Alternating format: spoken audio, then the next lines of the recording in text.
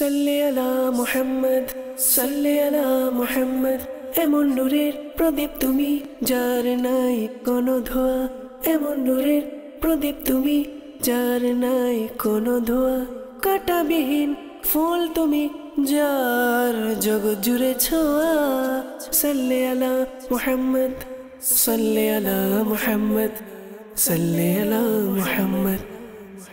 আলহামদুলিল্লাহি রাব্বিল আলামিন ওয়াসসালাতু ওয়াসসালামু আলা সাইয়্যিদিল মুরসালিন আম্মা বা'দ ফাউযু বিল্লাহি মিনাশ শাইতানির রাজীম বিসমিল্লাহির রহমানির রহিম। আসসালাতু ওয়াসসালামু আলাইকা ইয়া রাসূলুল্লাহ ওয়া আলা আলিকা ওয়া আসহাবিকা ইয়া হাবিবাল্লাহ। আসসালাতু ওয়াসসালামু আলাইকা ইয়া নবিয়াল্লাহ ওয়া আলা আলিকা ওয়া আসহাবিকা ইয়া নূরাল্লাহ। প্রিয় ছোট্ট বন্ধুরা এবং মাদানী চ্যানেলের দর্শক শ্রোতা, আলহামদুলিল্লাহ আপনাদের সামনে আল্লাহ তাআলার দয়ায় আরও একবার উপস্থিত হয়েছি ছোটদের শিক্ষণীয় আসর অনুষ্ঠান নিয়ে। আলহামদুলিল্লাহ এই অনুষ্ঠানের মধ্যে আমরা বিভিন্ন সেগমেন্টের মাধ্যমে জানার সৌভাগ্য হয়ে থাকে, বিভিন্ন আমাদের ছোট্ট বন্ধুদের ভিডিও দেখে থাকি এবং তাদের প্রতিদিনের রমজান রুটিন সম্পর্কে জানার সৌভাগ্য হয় এবং তার পাশাপাশি বিভিন্ন ঘটনা আমরা শ্রবণ করি। সেটা হতে পারে বিভিন্ন কিতাব থেকে বা হতে পারে সেটা বিভিন্ন মন গড়া ঘটনা, যে হ্যাঁ যা থেকে আমাদের অনেক কিছু শিক্ষণীয় বিষয় থাকে। তার পাশাপাশি আমরা এমন একটি সেগমেন্টের মাধ্যমে জানতে পারি ফেরেশতাদের জগৎ সম্পর্কে। তাই অবশ্যই অনুষ্ঠানের শুরু থেকে শেষ পর্যন্ত আমাদের সাথে থাকুন, ইনশাআল্লাহ অনেক অজানা বিষয় জানার সৌভাগ্য হবে। প্রিয় ছোট বন্ধুরা এবং মাদানী চ্যানেলের দর্শক শ্রোতা, আমাদের নবী সাল্লাল্লাহু তাআলা আলাইহি ওয়াসাল্লাম এর উপর দরুদ শরীফ পাঠ করার অসংখ্য ফজিলত ও বরকত রয়েছে। যেমনটা একটি ফজিলত এরকমই বর্ণনা করা হচ্ছে, একবার আমাদের প্রিয় নবী রসুল আরবি হুজুরপুর নূর সাল্লাল্লাহু তাআলা আলাইহি ওয়াসাল্লাম এর দরবারে আল্লাহ তাআলার অনেকগুলো ফেরেশতা রয়েছে। তার মধ্যে যে কাছের ফেরেশতা তার মধ্যে রয়েছে যে জিব্রাইল আলাইহিসসালাতু ওয়াসসালাম, তারপর মিকাইল আলাইহিসসালাতু ওয়াসসালাম, ইসরাফিল আলাইহিসসালাম, আজরাইল আলাইহিসসালাম। এই চারজন ফেরেশতা আল্লাহ রাসূল সাল্লাল্লাহু আলাইহি ওয়াসাল্লামের দরবারে হাজির হলো, উপস্থিত হওয়ার পরে একে একে ফেরেশতা তারা আমার নবী সাল্লাল্লাহু তাআলা আলাইহি ওয়াসাল্লামকে বলে যাচ্ছেন যে ইয়া রাসূলুল্লাহ সাল্লাল্লাহু তাআলা আলাইহি ওয়াসাল্লাম।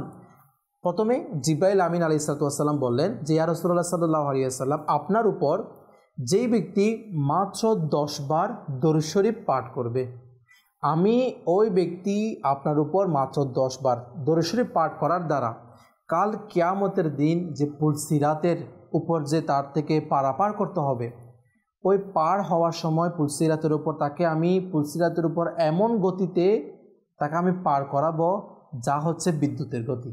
সুবহানাল্লাহ। আমরা অনেক সময় কারণ যদিও আমাদের এলাকা থেকে আমাদের ঘর থেকে বিদ্যুৎ চলে যায়, হঠাৎ চলে যায়, আবার যদি হঠাৎ চলে আসে খুব স্পিড, যার কোনো আমরা হয়তো বা এই স্পিডটা কত হয়তো বা বিভিন্ন বৈজ্ঞানিকরা তারা একটা পরিমাপ করতে পারবে, কিন্তু আমাদের চোখের মধ্যে অনেক বেশি স্পিড, যার আমরা তুলনা করতে স্বাভাবিকভাবে আমরা পারি না।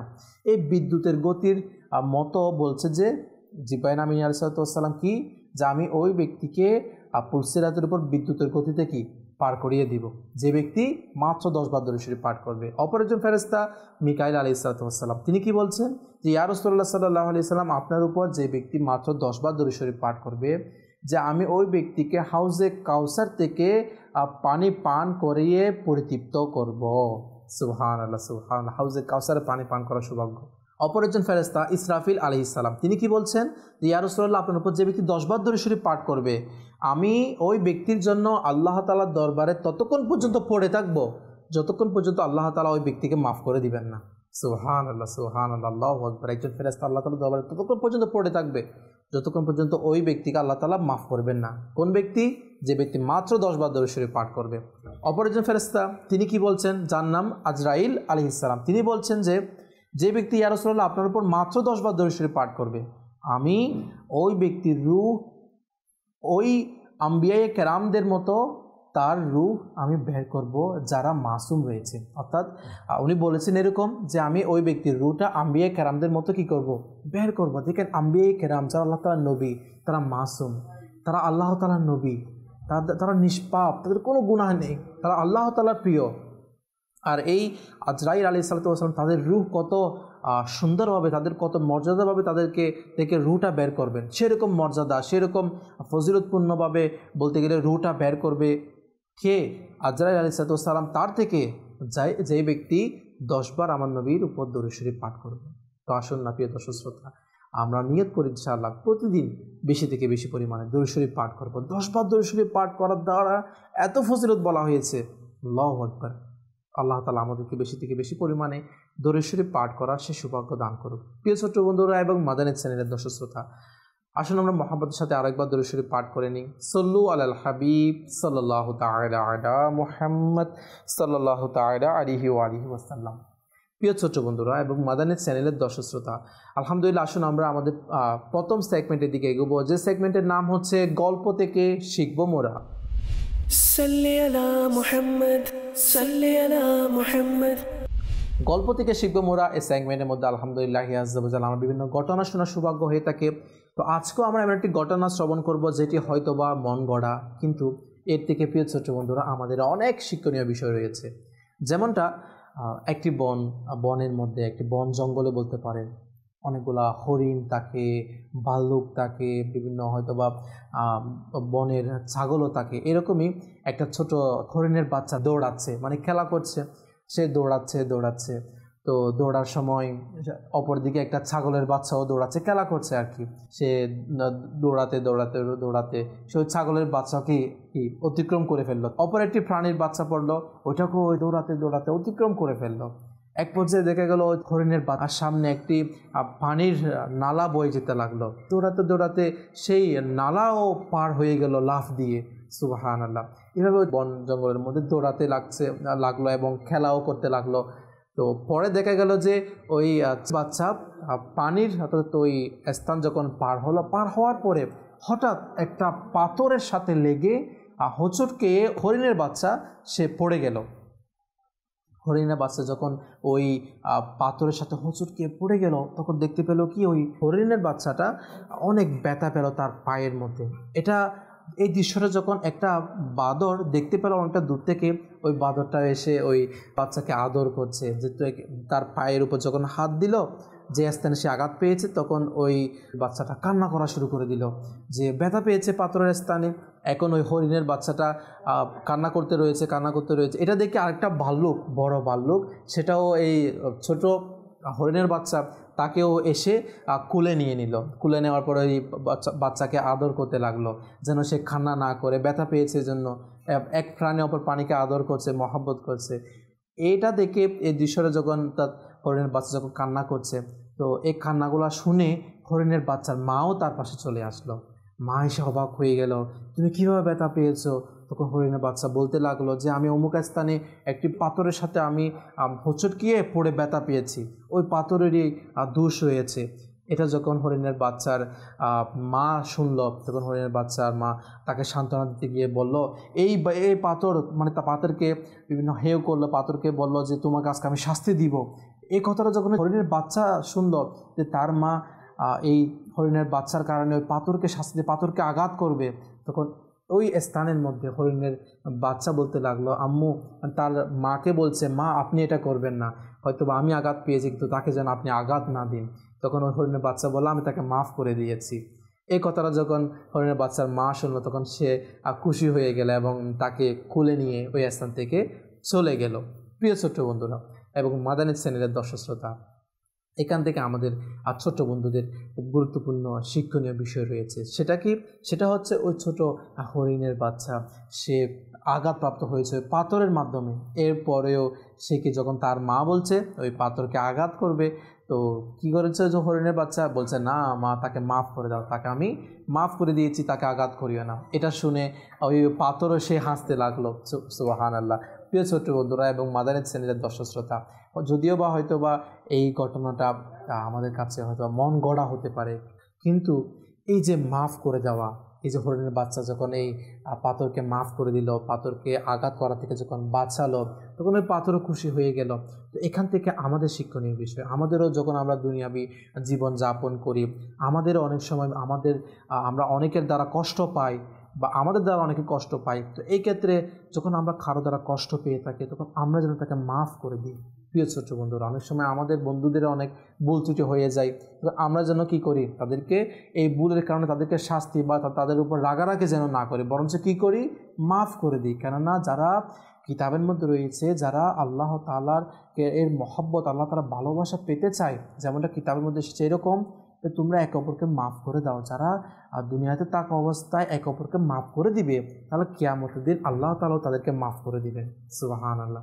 প্রিয় ছোট বন্ধু, আমরা সকলেই চাই যে আল্লাহ তাআলা আমাদেরকে মাফ করে দিক, আল্লাহ তাআলা আমাদের উপর রাজি থাকুক, আল্লাহ তাআলা আমাদের উপর সন্তুষ্ট থাকুক। আমরা অবশ্যই চাই, তাই অবশ্যই আমাদের মাফ করার অভ্যাস করা উচিত। যেমনটা এক আল্লাহর ওলি ছিল, ইনি যখন ইন্তেকাল করলো তখন কেউ তাকে স্বপ্ন দিকে জিজ্ঞাসা করলো যে আপনার এখন কী অবস্থা, আপনি এখন কিসে রয়েছেন? তো ইনি বললেন যে আমি এখন জান্নাতের মধ্যে রয়েছি। এবং তখন এই জান্নাতে থাকার কারণ যখন জিজ্ঞেস করা হলো, তখন তিনি বললেন যে আমার হয়তো দুনিয়াতে তেমন কোনো আমল ছিল না, কিন্তু আমার একটা অভ্যাস ছিল, প্রতিদিন আমি রাতে ঘুমানোর আগে আমি মনে মনে আমাকে সারা দিনের মধ্যে যারাই বা আমাকে কষ্ট দিয়েছে তাদের সকলকে আমি মাফ করে দিতাম। এই অভ্যাসটা, এই আমলটা আমার আল্লাহ তাআলার কাছে পছন্দ হয়ে গিয়েছে। এই কারণে আল্লাহ তাআলা আমাকে মাফ করে দিয়েছেন এবং আল্লাহ তাআলা আমাকে জান্নাত দিয়ে দিয়েছেন। প্রিয় ছোট্ট বন্ধুরা এবং মাদানী চ্যানেলের দর্শক শ্রোতা, আপনারা দেখলেন তো যে মাফ করে দেওয়ার, ক্ষমা করে দেওয়ার কতটুকু ফজিলত রয়েছে। প্রিয় ছোট্ট বন্ধুরা, আজকের ঘটনা থেকে আমরা এটা শিক্ষা নিই, যদিও বা কেউ আমাদের কোনো ইচ্ছা করে হোক বা অনিচ্ছাই হোক আমাদের কষ্ট দিয়ে থাকে, তার ইনশাআল্লাহ আমরা কী করবো, মাফ করে দিব। আল্লাহ তাআলা আমাদেরকে এর উপর আমল করা তৌফিক দান করুক। আমিন। সল্লু আলাল হাবিব সাল্লাল্লাহু তাআলা আলা মুহাম্মদ সাল্লাল্লাহু তাআলা আলাইহি ওয়া আলিহি ওয়াসাল্লাম। প্রিয় ছোট্ট বন্ধুরা এবং মাদানী চ্যানেলের দর্শক শ্রোতা, আলহামদুলিল্লাহ আযজা ওয়া জাল, এখন আমরা আমাদের পরবর্তী সেগমেন্টের দিকে এগোবো, যে সেগমেন্টের নাম হচ্ছে বাদশাদের রুটিন। সাল্লি আলা মুহাম্মদ, সাল্লি আলা মুহাম্মদ। সুবহানাল্লাহ। প্রিয় ছোট্ট বন্ধুরা এবং মাদানী চ্যানেলের দর্শক শ্রোতা, এই সেগমেন্টের মধ্যে আলহামদুলিল্লাহ আযজা ওয়া জাল আমরা দেখার সৌভাগ্য হয় আমাদের এক ছোট বন্ধু তিনি কীভাবে তার রমজানের দিন অতিবাহিত করছেন সে সম্পর্কে। আপনারা যারা দর্শক দেখতে পাচ্ছেন, আপনারাও যদি চান আপনার ঘরের সন্তান সন্ততি তিনি কীভাবে তার রমজানের দিন অতিবাহিত করছে বা তার বিভিন্ন রমজানের ইবাদত সম্পর্কে ভিডিও আমাদের করে পাঠাতে পারেন। স্ক্রিনের মধ্যে আপনার নাম্বার দিতে পারছেন, হোয়াটসঅ্যাপ নাম্বার। ইনশাআল্লাহ এই নাম্বারে পাঠালে আমরা চেষ্টা করব আপনাদের ঘরের সন্তান সন্ততির সেই ভিডিওগুলো আমাদের অনুষ্ঠানের মধ্যে শরীক করানোর জন্য। তো আসুন আমরা দেখবো আজকে আমাদের ছোট বন্ধুর ভিডিও। মাশাআল্লাহ। জি, আসসালামু আলাইকুম। ওয়ালাইকুম আসসালাম ওয়া রাহমাতুল্লাহি ওয়া বারাকাতুহু। প্রিয় ছোট বন্ধু, আপনার নাম? আমার নাম মোহাম্মদ আনাস বিন শাহেদ সাফওয়ান। আপনার বাবার নাম? আমার বাবার নাম শহীদুল আলম শাহেদ। সুবহানাল্লাহ, আল্লাহ তাআলা কবুল করুক। প্রিয় ছোট বন্ধু, আপনি কি বলবেন আপনার রমজানের রুটিন সম্পর্কে, কিভাবে আপনার রমজানের দিন অতিবাহিত হচ্ছে সেই সম্পর্কে? আমি মাদ্রাসায় ক্লাস 2 তে পড়ি। আমি সেহরিতে ঘুম থেকে উঠি, দাদুনি আমাকে ডেকে দেন। আমি বাসায় নিজে ফজরের নামাজ পড়ি। সকালে ঘুম থেকে উঠে আমি কুরআন তেলাওয়াত করি। আলহামদুলিল্লাহ আমি জোহরের নামাজ পড়ি। দুপুরে আমি ছবি আঁকি। আলহামদুলিল্লাহ আমি আসরের নামাজও পড়ি। আমি ইফতার করি। আমি সবার সাথে ইফতার করি। আমি ইফতারের আগে আল্লাহর কাছে দোয়া করি। তারপর আলহামদুলিল্লাহ আমি মাগরিবের নামাজও আদায় করি। তারপর আমি মাদ্রাসার পড়া শেষ করি। আলহামদুলিল্লাহ আমি এশারের নামাজ বাসায় আদায় করি। রাতে আমি 11টায় ঘুমিয়ে পড়ি। মাশাআল্লাহ। প্রিয় ছোট বন্ধুরা এবং মাদানী চ্যানেলের দর্শক শ্রোতা, কত সুন্দর করে আমাদের এই ছোট বন্ধু বলছিলেন তিনি তার কীভাবে রমজান রুটিন অতিবাহিত হচ্ছে সেই সম্পর্কে। তো আসলে এই যে আমার ছোট বন্ধু বলছিলেন না যে নামাজ পড়ার ব্যাপারে, তার আব্বা আম্মুর সাথে নামাজ আদায় করার ক্ষেত্রে, এবং মাশাআল্লাহ খুব সুন্দর যে বিষয়টা সেটা হচ্ছে ইফতারি করার সময় তার পরিবারের সকলের সাথে, এটা একটা মহাব্বত সৃষ্টি হয় না, একসাথে মিলে সুন্নত অনুযায়ী খাবার খাওয়া। এই বিষয়টা যেমন আমরা খাবার তো খাই, হ্যাঁ, ইফতার করি বা সেহরি করি, সুন্নত অনুযায়ী যেন আমরা খাবার খাওয়ার চেষ্টা করি। খাবার খাওয়ার যে সুন্নতগুলো রয়েছে, যে সবাই একসাথে মিলে যে খাবার খাওয়ার বিষয়টা, এবং খাওয়ার ক্ষেত্রে যে 3 আঙ্গুলে খাওয়া বা 4 আঙ্গুলে খাওয়ার যে বিষয়গুলো এসেছে সেগুলোও আমরা একটা আমল করার চেষ্টা করি। ইনশাআল্লাহ দেখবেন সুন্নতের উপর আমল হওয়া মানে অনেক ফজিলত। আর ফজিলত যেমন কিতাবের মধ্যে রয়েছে না, যারা যে সুন্নতগুলা ডুবে গিয়েছে, যে সুন্নতগুলো মানুষ এখন আমল করে না, বা ডুবন্ত সুন্নতকে এর উপর যারা আমল করবে তাদেরকে 100 শহীদের মর্যাদা দান করা হবে। সুবহানাল্লাহ। তো আমরা কেনই বা এত মহান ফজিলত আমার নবী সাল্লাল্লাহু আলাইহি ওয়াসাল্লামের সুন্নত থেকে কেন আমরা বিরত থাকবো? অবশ্যই আমরা প্রতিটি ক্ষেত্রে, খাওয়া দাওয়া, ঘুমানো, কাজকর্ম, প্রতিটি ক্ষেত্রে আমার নবীর সুন্নত যেন আমরা এর উপর আমল করি। আল্লাহ তাআলা আমাদেরকে খাবার খাওয়ার সময় সুন্নতের উপর আমল করার তৌফিক দান করুক।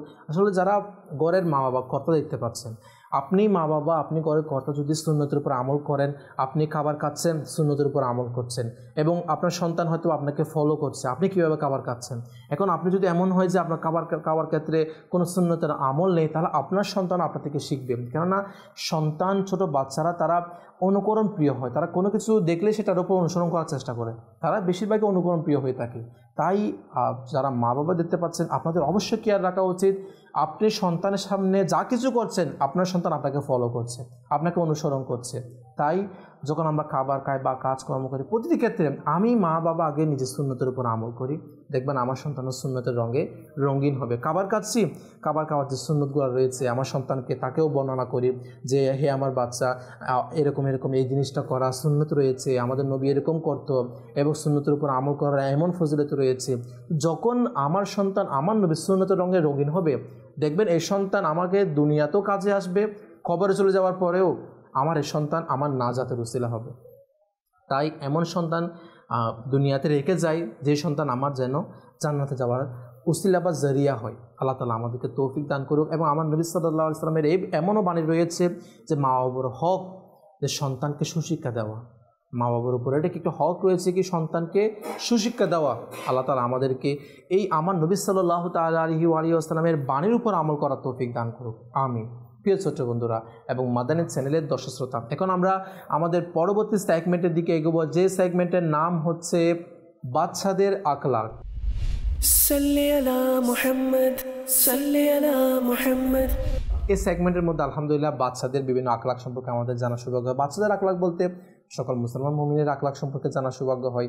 তো সে সুবাদে আজকে আমরা আখলাক বলতে যে সম্পর্কে জানবো সেটা হচ্ছে যে আমরা যারা ছোট বন্ধুরা দেখতে পাচ্ছি, আমরা যখন রাস্তা দিয়ে হাঁটা চলা করি বা যে কোনো মুসলমান মুমিন যখন আমরা হাঁটা চলা করি, এই রাস্তা দিয়ে হাঁটা চলার বা চলাফেরারও সুন্নত ও আদব রয়েছে, এবং এই আদব বা আমাদের এটা অবশ্যই পালন করা উচিত। কেননা আমাদের মধ্যে অনেক ছোট বন্ধুরা রয়েছে কি করে রাস্তা দিয়ে হেঁটে যাচ্ছে, তো এটা আদবের পরিপন্থী এই বিষয়টা যে রাস্তা দিয়ে হেঁটে যাওয়ার সময় পথের মধ্যে কিছু একটা পাথর বা বোতল হতে পারে, সেটা কোনো একটু প্লাস্টিকের প্যাকেট হতে পারে, আমাদের সামনে পড়েছে, ওইটাকে লাথি দিয়ে মানে হাঁটা, এই বিষয়টা দেখা যায় আমাদের অনেক ছোট্ট বন্ধুদের। এটা আমাদের ছাড়া উচিত, এই বিষয়টা থেকে আমাদের বাঁচা উচিত, কেননা এটা রাস্তার হাঁটার যে চলাফেরার আদব রয়েছে তার পরিপন্থী এই বিষয়টা, যে রাস্তার হাঁটার মধ্যে বিভিন্ন পাথর দিয়ে বলে, বিভিন্ন বোতল, এগুলা লাথি মারা। এটা আমির আহলে সুন্নাত দামাত বারাকাতুহুমুল্লাহ আলাইহি এনার একটা লিখিত রিসালা 163 মাদানী ফুল, এই রিসালার মধ্যে চলাফেরার কিছু আদব ও সুন্নত রয়েছে, তো তার মধ্যে এটি একটা। তো এটার জন্য আমরা এর উপর আমল করি। কেমন ছোট বন্ধুরা, কেননা আমাদের মধ্যে অনেকে দেখা যায় অভ্যাসটা বেশি রয়েছে, আমরা যেন এটা আজকে থেকে না করি, যে রাস্তার মধ্যে হাঁটার সময় যেন এরকম পা দিয়ে বিভিন্ন ধরনের কিছুকে লাথি মারার এই বিষয়টা যেন আমরা বেঁচে থাকি। অপর একটি আমাদের নবী সাল্লাল্লাহু তাআলা আলাইহি ওয়াসাল্লাম এর যে সুন্নত রয়েছে, আমাদের নবী যখন রাস্তার মধ্যে হাঁটতেন তখন আমার নবী এনার চোখ নিচের দিকে থাকতো যতটুকু সম্ভব হয়, এবং আমার নবী হাঁটার সময় লাগতো এমন মনে হতো যে আমার নবী উঁচু কোনো স্থান থেকে নিচের দিকে আসছে বা নিচু রাস্তার মধ্যে নামছেন। পাহাড় থেকে কেউ যদি নিচের দিকে নামে যেরকম মনে হয়, ঠিক সেরকম আমার নবীর হাঁটার আর সমভূমিতে হাঁটার সময় সেই বিষয়টা মনে হতো। অর্থাৎ এটা এই জন্যই মনে হতো যে আমার নবী হাঁটার সময় যে ইনার যে চক্ষু এটা নিচের দিকে থাকতো এবং ইনার বডির গঠনটাও মানে নিচের দিকে ঝুঁকে থাকতো, এই বিষয়টা। তাই আমাদের অবশ্যই যখন চলাফেরা করি তখন আমাদের নবী যে সুন্নত তার উপর আমল করা উচিত। এবং আরও কিছু একটা বিষয় এখানে আদবের ক্ষেত্রে বলা হয়েছে যে আমরা বাচ্চাদের বলেন এবং আমাদের নজওয়ান বলেন, যুবক ছেলেদের এই আখলাকটা থাকা উচিত যে যখন আমরা রাস্তার মধ্যে হাঁটি তখন দেখা যায় কি আমরা বিভিন্ন পুরুষদের জন্য স্বর্ণ এটা নিষেধ রয়েছে, হারাম রয়েছে, কিন্তু কী করি আমরা এই গলার মধ্যে বিভিন্ন স্বর্ণের চেইন বলেন বা আংটি বলেন, এগুলা অনেকে রাস্তার মধ্যে হাঁটার সময় তাদের শার্ট থাকলে শার্টের বোতাম খুলে দিয়ে তাদের পুরো বিভিন্ন বুক এটা দেখিয়ে দিয়ে তারা কি করে রাস্তার মধ্যে হাঁটা চালা করে। এটা হচ্ছে রাস্তার হাঁটার মধ্যে আদবের পরিপন্থী, যেটা রাস্তার চলাফেরার একটা আদবের মধ্যে পড়ে না। এটার মধ্যে কি হয়, এক তো খারাপ নজর পড়ে, এবং আরেকটা কি যেটা ইসলামের মধ্যে নিষেধ রয়েছে স্বর্ণের চেইন দেওয়া বা এই ধরনের মানুষ বিভিন্ন লোহার জিনিসও তাদের হাতের মধ্যে বলেন গলার মধ্যে দিয়ে থাকে, এগুলা ইসলামের মধ্যে না দেওয়ার জন্য নিষেধ করা হয়েছে, এবং নাজাইজ বলা হয়েছে। কিন্তু আমরা কেনই বা স্টাইলের নাম দিয়ে বিভিন্ন বেদর্মীদেরকে অনুসরণ করে এই কাজগুলো করব। তাই প্রিয় ছোট্ট বন্ধুরা এবং মাদানী চ্যানেলের দর্শক শ্রোতা, যখন আমরা রাস্তার মধ্যে হাঁটি এই ধরনের গলার মধ্যে চেন লাগিয়ে শার্টের বোতাম খুলে দিয়ে অহংকার সহকারে যেন আমরা না হাঁটি। কেননা কিতাবের মধ্যে এসেছে একবার এরকম একজন ব্যক্তি অহংকার সহকারে রাস্তার মধ্যে হেঁটে যাচ্ছিল। যাওয়ার সময় আল্লাহ তাআলা এই অহংকার করার কারণে ওই ব্যক্তিকে জমিনের মধ্যে দোষিয়ে দিলেন। অর্থাৎ কিতাবের মধ্যে এটাও রয়েছে ওই ব্যক্তি এখনও পর্যন্ত জমিনের মধ্যে দোষতে রয়েছে এবং কিয়ামত পর্যন্ত সে জমিনের মধ্যে দোষতে থাকবে। আল্লাহু আকবার, অহংকার করার কারণে। তাই প্রিয় ছোট্ট বন্ধুরা এবং মাদানী চ্যানেলের দর্শক শ্রোতা, যখনই আমরা রাস্তা দিয়ে হাঁটি নম্রতার সাথে আদবের সাথে যেন আমরা রাস্তা দিয়ে হাঁটি, অহংকার যেন আমরা না করি। এবং প্রিয় ছোট্ট বন্ধু, আরেকটি বিষয়, চলাফেরার ক্ষেত্রে আমরা যেন রাস্তার মধ্যে যখন আমরা হাঁটি তখন রাস্তার এক পাশে হাঁটি, যে পাশে হাঁটা সরকারের নিয়ম রয়েছে, আইন রয়েছে, সে পাশে হাঁটি ঠিক, কিন্তু যেন রাস্তার এক পাশে হাঁটি। অনেকে রয়েছে কি অনেক ছোটো বন্ধুরা রাস্তার মাঝখানে বা যেদিকে ইচ্ছা সেদিকে দৌড়াদৌড়ি করে বা হাঁটাহাঁটি করে, এর দ্বারা অ্যাক্সিডেন্ট তো হতে পারে এবং অপরেরও এর অনেক ক্ষতি হতে পারে। তাই প্রিয় ছোট্ট বন্ধুরা, আজকের যে আমরা চলাফেরার আদব শিখছি বা জানছি, এর মধ্যে এটিও রয়েছে কি রাস্তার মধ্যে হাঁটার সময় এক পাশে যেন আমরা হাঁটি। আল্লাহ তাআলা আমাদেরকে এর উপর আমল করার তৌফিক দান করুক। আর বাচ্চাদের যে আখলাক সম্পর্কে যে সেগমেন্টে আলহামদুলিল্লাহ আজকে আমরা চলাফেরার আদব সম্পর্কে জানার সৌভাগ্য হলো। ইনশাআল্লাহ আমরা পরবর্তী অনুষ্ঠানের মধ্যে এই সেগমেন্টে আরেকটি বিষয় নিয়ে জানবো ইনশাআল্লাহ। ততক্ষণ পর্যন্ত মাদানী চ্যানেল বাংলা ভিডিওতে থাকি ইনশাআল্লাহ। আসুন আজকে আমরা আমাদের পরবর্তী সেগমেন্টের দিকে এগোবো, যে সেগমেন্টের নাম হচ্ছে ফেরেশতাদের জগৎ। সাল্লি আলা মুহাম্মদ, সাল্লি আলা মুহাম্মদ। প্রিয় ছোট্ট বন্ধুরা এবং মাদানী চ্যানেলের দর্শক শ্রোতা, ফেরেশতাদের জগৎ, আলহামদুলিল্লাহ বিভিন্ন ফেরেশতা সম্পর্কে আমাদের জানার সৌভাগ্য হয়ে থাকে। আল্লাহ তাআলার সৃষ্টি অনেক ফেরেশতা যারা নূরের তৈরি রয়েছে। কোনো ফেরেশতার কাজ আল্লাহ তাআলা, বলতে গেলে প্রতিটা ফেরেশতার একটি কাজ আল্লাহ তাআলা হুকুম পালন করা। কোনো ফেরেশতা আসমানের মধ্যে, আমরা আগেও বিভিন্ন অনুষ্ঠানের মধ্যে বা আমাদের আগের সেগমেন্টের মধ্যে শ্রবণ করেছিলাম যে কিছু ফেরেশতা রয়েছে আল্লাহ তাআলার, যেমন তারা কিয়াম করা অবস্থার মধ্যে রয়েছে। আবার কিছু ফেরেশতা এমন রয়েছে তারা সেজদারত অবস্থায় রয়েছে আসমানের মধ্যে। আবার কিছু এমন ফেরেশতা রয়েছে তারা রুকু করা অবস্থার মধ্যে রয়েছে। আবার এমন কিছু ফেরেশতা তাদের গঠন সম্পর্কে আলহামদুলিল্লাহ আমরা আমাদের এই অনুষ্ঠানের মধ্যে জেনেছিলাম, এবং তাদের কত লক্ষ হাজারো চক্ষু বিশিষ্ট শরীর তাদের, এবং কি কিছু অনুষ্ঠানের মধ্যে আমরা এটাও জেনেছি যে তাদের কানের লতি থেকে কাঁধ পর্যন্ত এমন দূরত্ব, একটি পাখি যদি 100 বছর সফর করতে থাকে যে দূরত্ব, যেই সময় লাগবে তত দূরত্ব হচ্ছে একটা পাখির, যে একটা ফেরেশতার কাঁধ থেকে কানের লতি পর্যন্ত। আমরা এটা আলহামদুলিল্লাহ গত অনুষ্ঠানের কিছু আগের সেগমেন্টের মধ্যে শ্রবণ করেছি। তো আজকে আমরা কিছু এমন ফেরেশতার তাদের কাজ সম্পর্কে জানবো, যেটি কিন্তু আমাদের, যে যদি আল্লাহ তাআলা আমাদেরকে জীবনে একবার হলেও আল্লাহ তাআলা আমাদেরকে যখন দয়া করবেন, আল্লাহ তাআলা যখন আমাদেরকে কবুল করবেন, আমাদের নবী সাল্লাল্লাহু আলাইহি ওয়াসাল্লাম যখন আমাদেরকে ডাকবেন, অর্থাৎ হজ করার সৌভাগ্য, মদিনার হাজিরি, সেই বিষয়টা। তো যখন আমরা হজ করতে যাব ইনশাআল্লাহ, তো এই যে কাবা শরীফ রয়েছে, যারা কাবা শরীফের চারপাশে তাওয়াফ করে থাকে, আমরা জানি কাবা শরীফ আমরা যদিও বা যাইনি, অনেকে যারা গিয়েছে মাশাআল্লাহ সুবহানাল্লাহ, এবং যারা যায়নি আমরা হয়তো আমাদের চ্যানেল বাংলার মধ্যে, আমরা চ্যানেলের মধ্যে দেখেছি যে কাবা শরীফ এটা 4 কোণা রয়েছে না।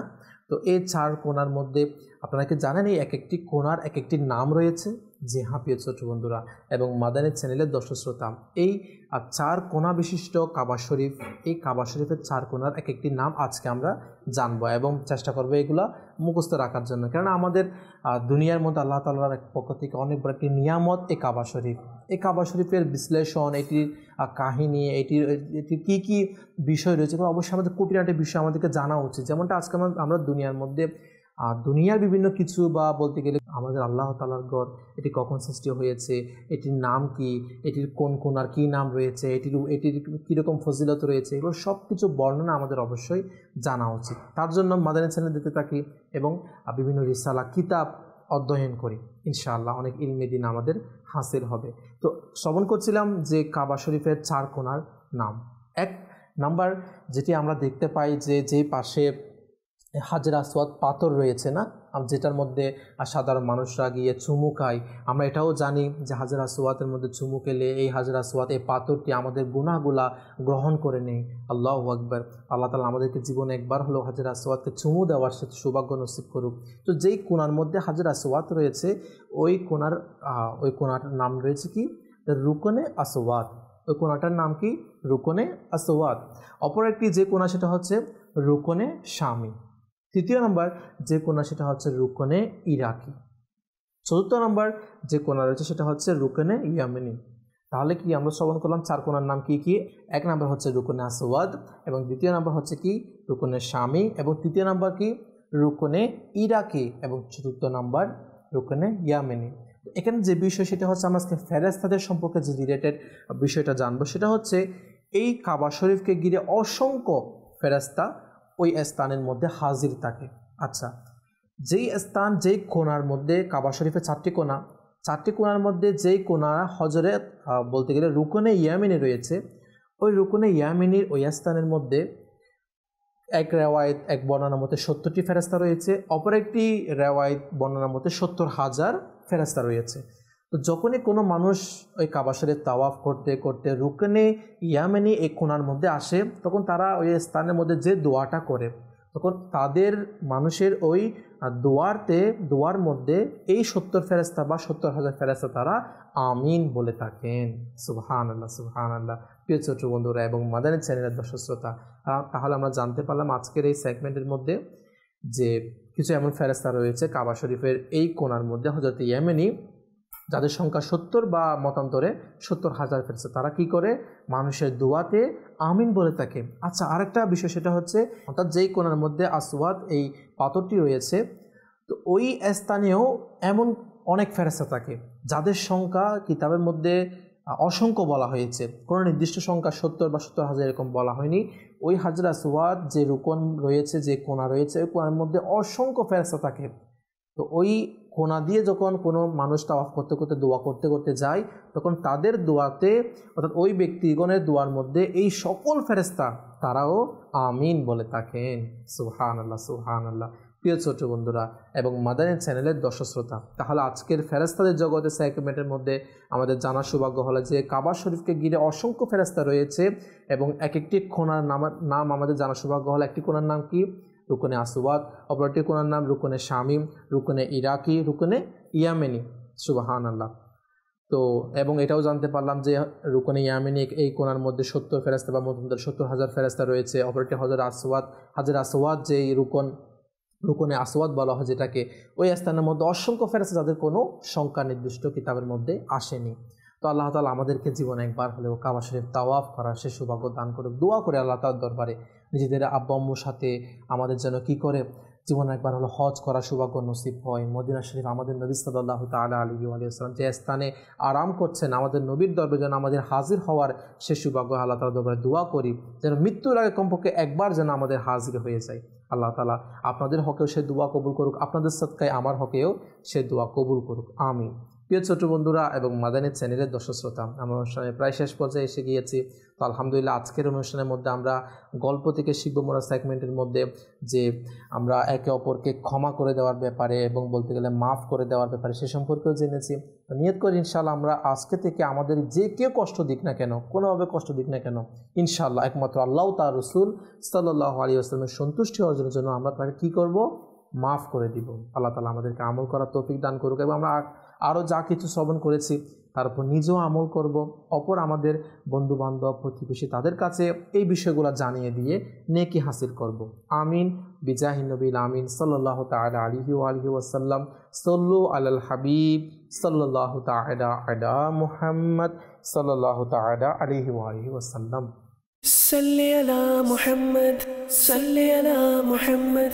এমন নূরের প্রদীপ তুমি যার নাই কোনো ধোয়া, এমন নূরের প্রদীপ তুমি যার নাই কোনো ধোয়া, কাঁটাবিহীন ফুল তুমি যার জগৎ জুড়ে ছোঁয়া। সাল্লি আলা মুহাম্মদ, সাল্লি আলা মুহাম্মদ, সাল্লি আলা মুহাম্মদ।